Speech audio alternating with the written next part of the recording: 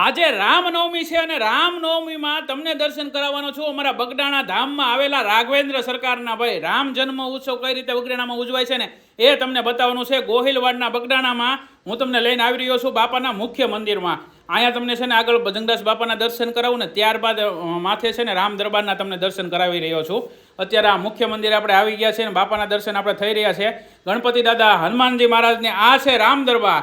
દર્શન બધા કરી લેજો. અને અત્યારે 12 વાગી ગયા છે એટલે જો શંખ નગારા અને ઢોલ વાગી રહ્યા છે. અયોધ્યા અહીંયા આવી ગયો હોય ને એવું લાગે ભાઈ. એવો સરસ મજાના ઢોલ નગારા વાગી રહ્યા છે ને ભગવાન શ્રી રાઘવેન્દ્ર સરકારનો જો આરતી પણ થઈ રહી છે. અને આ દર્શનનો લાવો આજ મેં લીધો ને તમે પણ દર્શન કરો એ અન્નપૂર્ણા માતાના ભજનદાસ બાપાના. અને આ છે ભોજનશાળા. રાજભોગ આજે રાખેલો હતો ભાઈ. 2 જાતના શાક હતા, મઠો હતો, પૂરી હતી. અને ભાઈ આ બાપાના પ્રસાદની ભાઈ જમાવટ તો કંઈ અલગ જ હોય છે.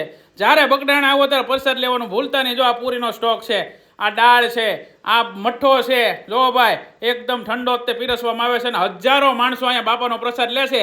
એમાંય રામનવમી બાપાના આરાધ્ય એવા રાઘવેન્દ્ર સરકારના જન્મદિવસ ને એમાં કાંઈ ઘટે ભાઈ? કાંઈ ન ઘટે. એકવાર બગડાણા આવો ને ભાઈ તો આ ભોજન કરજો ભાઈ. અહીંયા પેટમાં બાપાનો પ્રસાદ જશે ને તો જન્મો જન્મના પાપ નાશ પામશે ભાઈ. બોલો બાપા સીતારામ.